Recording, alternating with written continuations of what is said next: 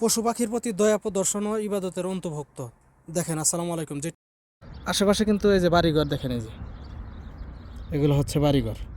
যেটা আসলে মূল উদ্দেশ্য সেটা দেখাইতেছি, কারণ আগে দেখাই আপনার। দেখেন এই যে আশেপাশে এই জায়গাটা পুরা ফাঁকা, কোনো বাড়িঘর নাই। ওইটা হচ্ছে মেন রোড, এটা হচ্ছে পেট্রোল পাম্প। ওই যে ওই দিক দিয়ে গাড়ি চলতেছে, মেন রোড। আর এই যে এখানে একটা ফাঁকা গাছ, এই গাছে দেখেন কি করছে, বিষয়টা আপনাদের ক্লিয়ার করে দেখাই। এই দেখেন কি সুন্দর করে পানির একটা বল রাইখা দিছে।